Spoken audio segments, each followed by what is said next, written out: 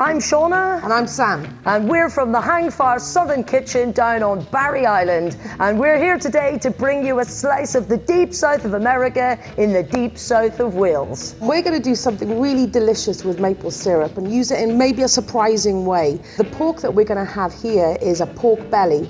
And we're going to do a sugar pie Quebecan rub with it. So we're going to use some maple sugar and then going to get some cinnamon, some paprika and lots of delicious flavors in there just to give it that hint of Canada. We're going to have some cream corn, nice and spicy with a little bit of maple, and then we're going to finish with some delicious grilled Hispi cabbage. Okay, while our charcoal is coming to temperature, lighting on our barbecue, let's crack on with this pork. All right, so what we need to do first is the most important thing about pork belly is what? Crackling. Yes, exactly. So what we're going to do is we're going to make some little score marks along here. The more score marks, the better, because you're going to get really, really crispy crackling. And so when it puffs up, it gives it that gorgeous little diamond hatch that we're looking for. So now we need some of this rock salt. So you can be quite generous with it. I'm going to leave it in the fridge overnight. And then that's going to draw out loads of the moisture. So the more moisture we can get out, dry the pork, the crispier the crackling. So here's one I made earlier. I just wanted to show you on this, though, the way the pork skin has changed colour a little bit. So it's looking slightly different here, as you can see. That's where it's dehydrated and that salt has done its job. Looks like it shrunk a little bit as well. Yeah, right. That's exactly what you wanted to do, because you want some of that moisture to come out. So that's going to give us super crispy pork crackling. I can't wait. So we're just going to wipe all of that off. All right, now we need our sugar pie rub. Sugar pie rub. So we specialize in American barbecue, and a massive part of American barbecue is dry rubs. But today, look what we have, maple sugar. I was going to say it's liquid gold. This is granulated gold. All right, so let's start with this. So we've got our maple sugar here. So this is probably about 5 or 6 tablespoons. Now I've got some salt. You need it for balance. So we're probably going to put 3 tablespoons of salt. Now, for anybody thinking that that's a lot of salt that they're using, don't worry, because in the smoking process, the vast majority of the salt will cook out, so it won't end up being as salty as you think. Okay, so to that, we've got cracked black pepper. I've left it quite chunky because I really like that bite, because it goes really great with the pork and it'll balance out those flavors as well. So that's about a tablespoon of that. Now, paprika, such an important ingredient, because by the end of it, when you see the beautiful golden browny red color, you're going to be attributing a lot of that to paprika. Okay, so that was about a tablespoon of that went in, and this is kind of our nod to that sugar pies of Canada. So we've got that maple sugar reminding us of the maple syrup, and this is some cinnamon, which they make those pies with, and cinnamon and pork are just great bedfellows as well.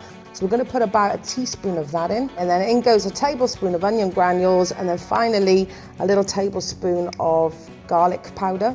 So that's just going to give us a really lovely savoury flavour to our rub. All right, let's give this a mix up. So we're just going to sprinkle this on. You're looking at roughly probably 2 tablespoons, maybe two and a half tablespoons per side.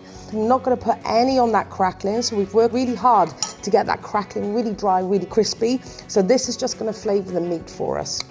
Try to get as even a coverage as you can, pressing it on just to make sure that it sticks. Okay, lovely. So that's looking really good. Put it on the side. Any that falls off the side, just pick it up and just rub it a little bit on the side there. And what you want to do is leave this for about 10-15 minutes in the fridge, just for those spices to activate. In the meantime, I think our barbecue is ready. Let's check on our fire. Ooh. So we've been waiting for about 15 minutes for our rub to fully penetrate our beautiful pork. It really is now time to get it on the barbecue. And now we're going to turn our attention to our spicy corn. And I think the lovely thing about this is that you cook it in your skillet pan on the barbecue, and then you're going to blend a little bit of it. So it's got a gorgeous texture. And I think that'll go really perfectly with some maple syrup, just to finish that sweetness off. Corn done. Happy days, Sam. Now, what are you chopping over there? All right, I've got my onion diced. It doesn't have to be too finely, because we're going to cook that down in some butter. You've got some garlic on the go there. I sure do. So we're going to look to that getting minced. But you know what? This is a really rustic dish. It doesn't really matter, you know, if things are a little bit chunky, because we're going to blend some of it anyway to give us that lovely cream corn taste. Perfect. Now, we've got quite a big chili here. Yes. How spicy do you like it? Personally, I like it quite spicy. Now, I think with these chilies, they're not too spicy. If you wanted it more spicy, you could totally go habanero or Scotch bonnet, but I'm gonna go seeds and all with this. Okay, right, so that is gonna be spicy. So let's get our skillet heated up. Our barbecue's nice and hot. Now don't forget, this has got a very metal handle. Safety first. But the thing about cast iron is this is the most brilliant way to cook on a barbecue. Yes. Because it gets nice and hot and it maintains the heat. Exactly. So we've got a few knobs of butter here. That's what we're going to use to fry the onions in. I'm going to start with the pepper as well, Sam. Yes. Well, listen, if you want to make it a little less spicy, so all you have to do is take the seeds out and the membrane, and you'll just get a nice bit of chili warmth from there. So we've got two special ingredients going into this dish. Yep. So we've got our Creole seasoning and we've got maple syrup. And this Creole seasoning is basically paprika, garlic powder, onion powder, a bit of thyme, some basil, and a little bit of salt. And this is just going to give it a really lovely texture and flavour. And while you're doing that, I am just finely dicing this green pepper. Yes. Again, you know, we're not going to be too precise. It is quite a rustic dish, and we're kind of quite rustic people. Okay, so this is good now. I feel like our skillet pan is heated up a bit there. Let's get some of this butter in. Let's get some of this onion in there. And I'm assuming you're going to want some of this garlic as well. Yes, please. If not That'd all be of lovely. this garlic. All right, so we'll just keep this sauté. We're going to saute this right down. We're going to add a little bit of salt. So when you add salt to onion or any other veg that you're cooking, it just helps break it down and release some of that lovely water that's inside it. And that's all flavour for us. So let's get the rest of our veggies in there. All the chili, Green pepper. sort of finely diced. In goes our lovely sweet corn. All right. Beautifully whole, Shauna, beautifully whole. So while you're waiting for that, I'm just going to finish by chopping some parsley and some spring onions, and we're almost there. Yes, it's looking good.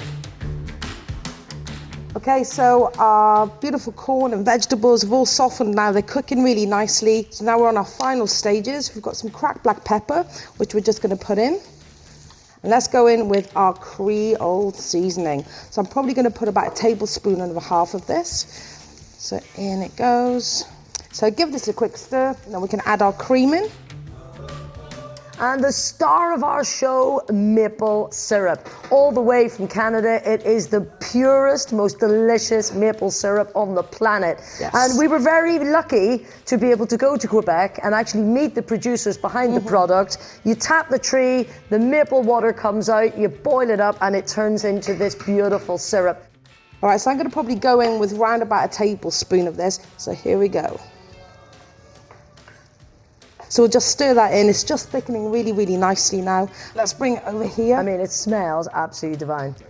So we're just going to blend some of this and then put it back in the pan, cook it for a couple more minutes, and then that should be ready. And we're going to be in really good shape because our pork is resting, our corn is almost done, we'll be making our maple glaze, and we are good to eat. Okay, so it's just giving us a little bit more texture.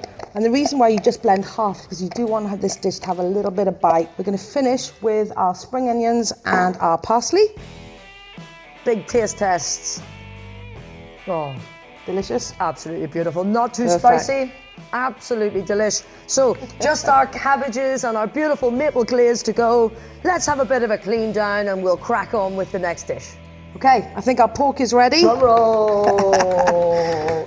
Yes. All right, let's have a look at this. Yeah, so that's what you're looking for, perfect pork crackling. So we're just going to put this to one side. With the cabbages, we just lightly blanch them for a few minutes in hot water, and that's just going to soften them a bit. And then we put a little bit of olive oil, so that's going to give some gorgeous colour when we grill them. Going back to our rub that we started our pork with, and that's going to form the basis of our glaze. So we're going to put this straight in our pan. Okay. And that maple sugar is just going to start to break down. And then what we also need is a bit of vinegar. And so what that'll do is it'll create a really wonderful, rich, thick glaze to go on.